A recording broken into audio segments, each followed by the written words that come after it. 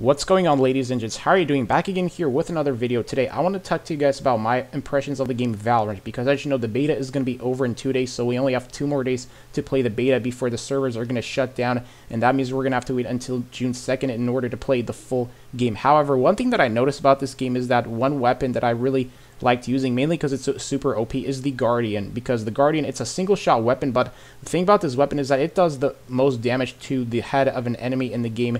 And with this weapon, you can just simply dominate the game, because for most of my gameplays, I've been using the Guardian for like 99% of the time just because of its super OP uniqueness. And, you know, I'm wondering whether or not they're going to patch the weapon, because I feel like that at some point they might patch the weapon, although I'm not going to say anything else.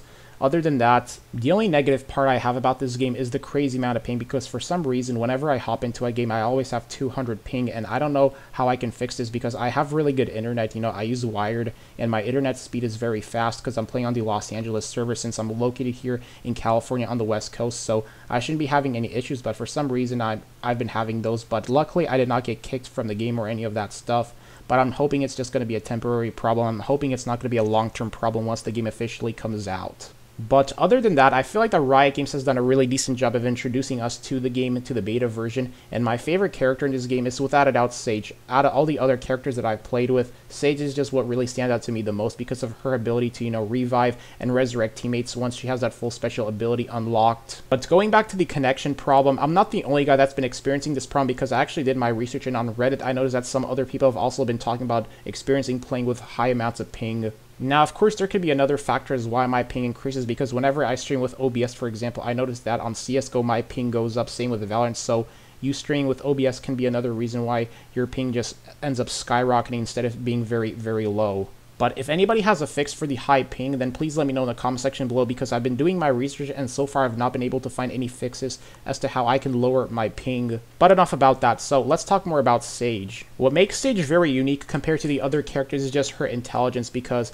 I mean, just having the ability to revive yourself and your teammates is what's very crucial about a game, and surviving and winning all the rounds. Because with Sage, I feel like I can be more comfortable pushing an enemy, because say that I get shot at an enemy from like a distance or a corner, I can quickly push back and just revive myself and then just rotate the map and go to an alternative path.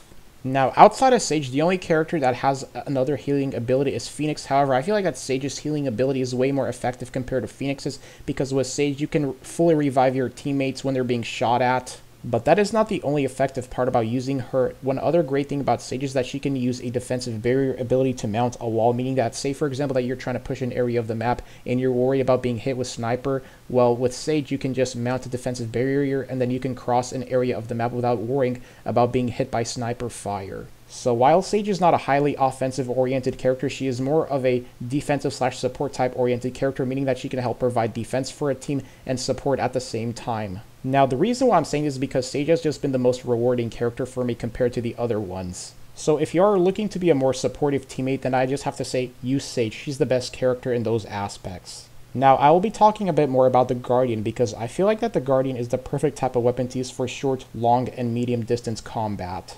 Now, the only downside about this gun is its fire rates. The way how you can easily dominate with the Guardian is if you have a fast trigger finger like me. And another great part about using this weapon is that you don't have to worry about running out of ammo whenever you're engaging in combat with the enemies, because despite the Guardian being quite expensive, it's still worth the money and saving up for.